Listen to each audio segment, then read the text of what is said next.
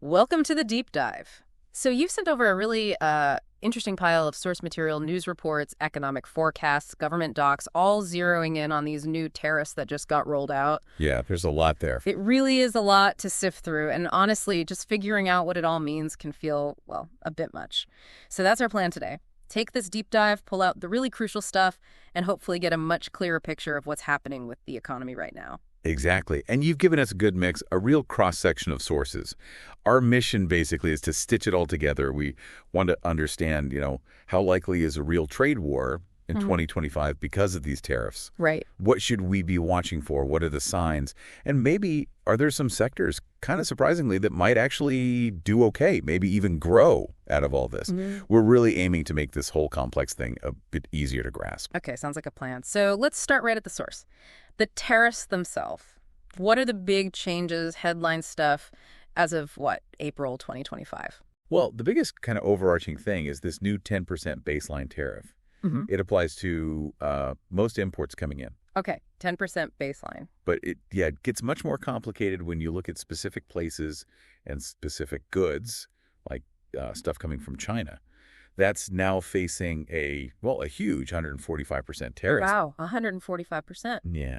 And then goods from Canada and Mexico, if they're not covered under the USMCA agreement, that's the big trade deal, they get hit with 25%. Okay. And the EU, the European Union, their imports now have a 20% duty. So yeah, there's that baseline, but the actual rates, they jump around quite a bit. And what's the official reason? What's driving these? I mean, these are pretty major increases. The executive orders, the documents that actually put these in place, they list a few main goals, things like trying to shrink the trade deficit, boosting national security, and also tackling specific problems like fentanyl trafficking is mentioned. So it's presented as this mix of economic strategy and, national security stuff. It's definitely a big move. And I mean, it seems unlikely that other big economies are just going to sit back and take it, right?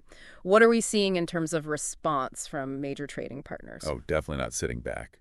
No surprise there. The retaliation has already started, and it's pretty significant. China, for instance, they've mirrored it. Boom, 125% tariff right back on U.S. goods. Ouch. Yeah. And it's an aggressive move, especially, remembering 2018, targeting things like agriculture. It signals they're ready for, potentially a long dispute.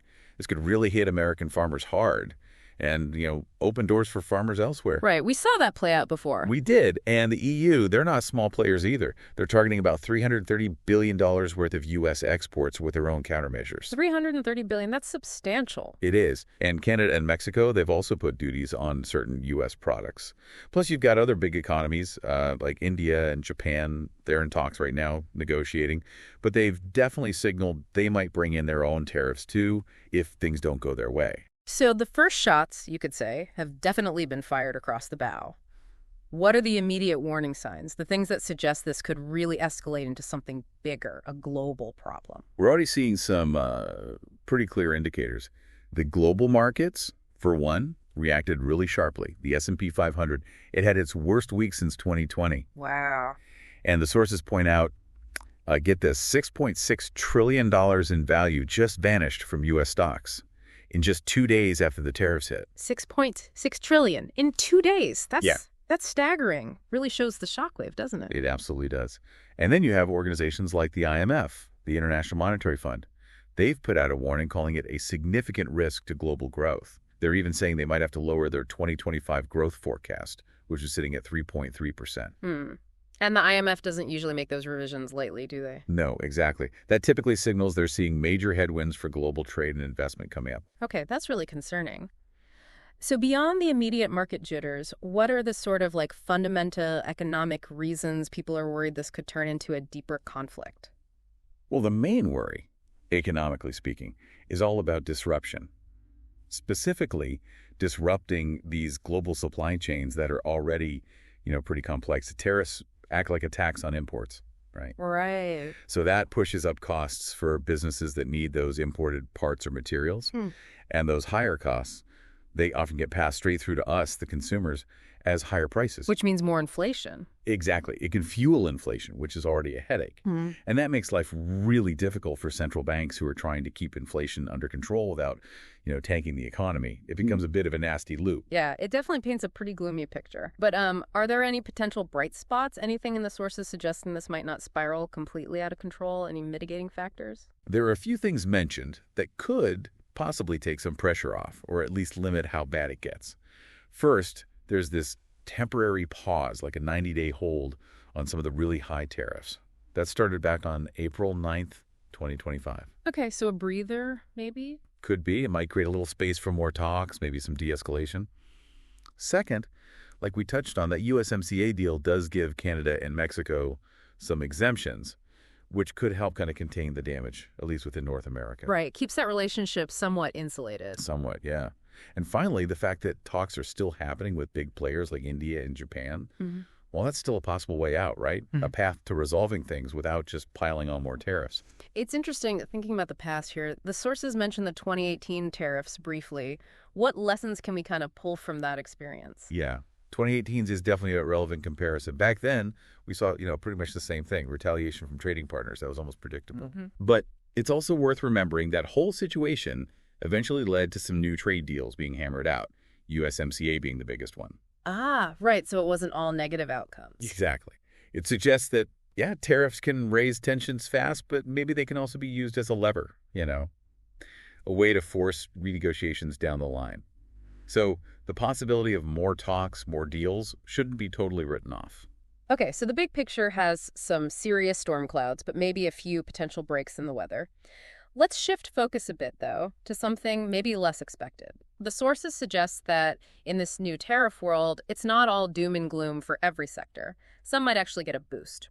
Let's start with steel and aluminum manufacturing. What's the logic there? But this one's pretty straightforward, in theory at least. You slap a big 25% tariff on imported steel and aluminum that actually kicked in back in March 2025. Okay. The clear goal is to make the steel and aluminum made here, domestically, cheaper by comparison, more competitive in the U.S. market. Makes sense. And we saw something similar happen during the first Trump administration, right? Yeah. The reports back then pointed to maybe 1,000 new jobs in U.S. steel, something like $4.2 billion in new investments flowing into the sector. I remember hearing about that. Yeah, and a study from 2024 suggested those earlier tariffs did actually seem to strengthen the U.S. steel industry.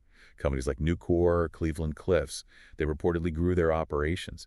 So, yeah, the potential for a boom, maybe in those traditional manufacturing areas, parts of the Midwest, Pennsylvania, it seems plausible. But there's always a catch, isn't there? Well, yeah. You got to remember the flip side. Industries that use a lot of steel and aluminum, think cars, construction, they could face higher costs for their materials. And that could kind of cancel out some of the benefits, potentially. Right, ripples again. Okay, what about energy? Specifically, U.S. oil and gas producers. For them, yeah, tariffs on imported energy, like the 10% tariff mentioned on Canadian crude oil, they could actually be an advantage. It lines up with that longer-term political goal of more energy independence for the U.S. The U.S. is already the world's top oil producer, right? So these tariffs could encourage even more domestic drilling, more production here. It might mean demand shifts away from places like Canada, and Canada supplied, 61% of U.S. crude imports just back in 2021. That's a huge share. 61%. So that could be a big shift. It could.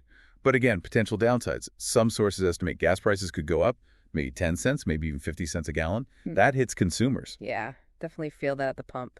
And refineries that are specifically set up to handle that heavy Canadian crude, they might face some, operational hurdles, challenges adapting. Okay, agriculture next. That's such a huge and varied part of the economy. Are there bits of it that might actually grow despite those retaliatory tariffs we talked about earlier from China? Agriculture is definitely a mixed bag here. It's complex. Those Chinese counter tariffs, like the 10-15% on U.S. farm goods, that's almost certainly going to hurt sectors like soybeans and pork. They've relied so heavily on that Chinese market for years. Right, that's their big customer historically. Huge customer. But there is potential for growth in other areas. Farmers, or sectors that can pivot, basically, redirect their exports to markets where tariffs aren't as high or maybe don't exist at all. Think Latin America, or within that USMCA zone with Canada and Mexico. So finding new markets. Exactly. And we're seeing efforts there, like Iowa's governor is mentioned as working to open up new export channels elsewhere.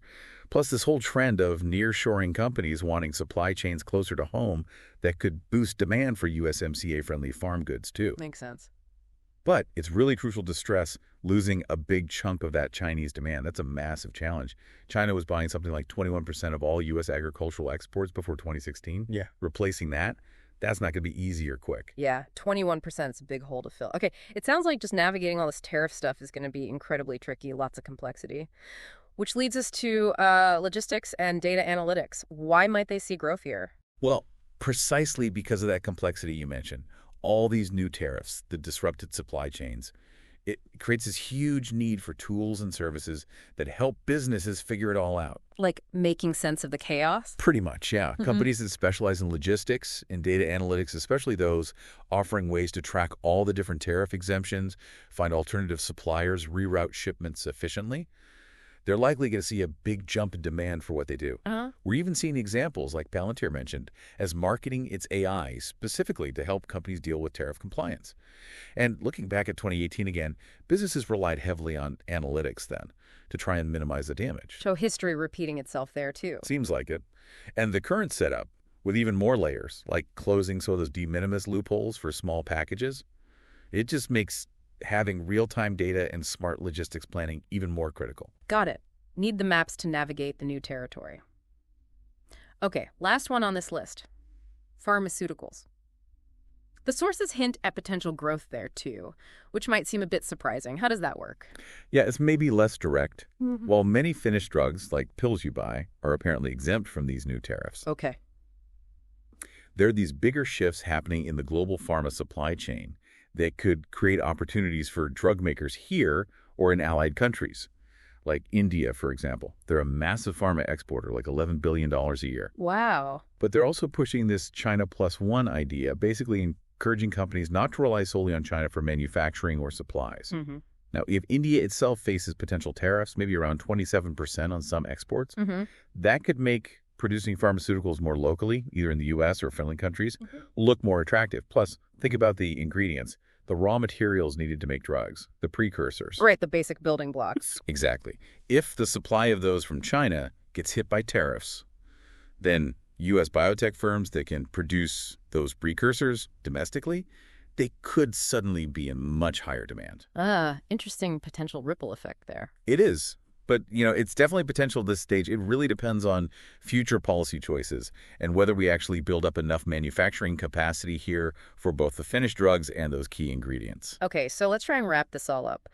This deep dive, looking through all these sources, it really suggests that these tariffs from early 2025, they've definitely set the stage for what feels like a very likely trade war. The exact size, the full impact, still a bit fuzzy maybe. Yeah, likely seems fair.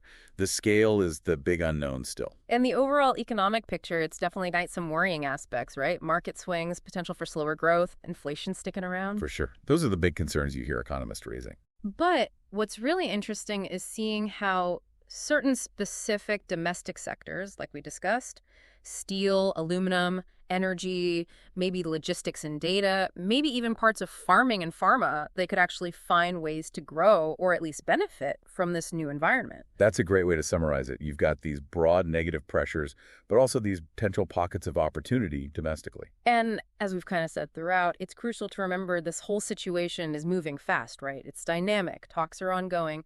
Policies could change again. Absolutely. What we've discussed today is based on the situation as of, mid-April 2025. Things could look different next month or the month after. It's definitely one to keep watching closely. Totally agree. Which brings us to maybe a final thought, a question for you, the listener, to chew on. Given how incredibly tangled up the global economy is these days, what completely unforeseen consequences might pop up from these tariffs and the counter tariffs in the coming months? Stuff that goes way beyond the market reactions or the sector impacts we focused on in our deep dive today. Something to think about. Thanks for joining us for this deep dive.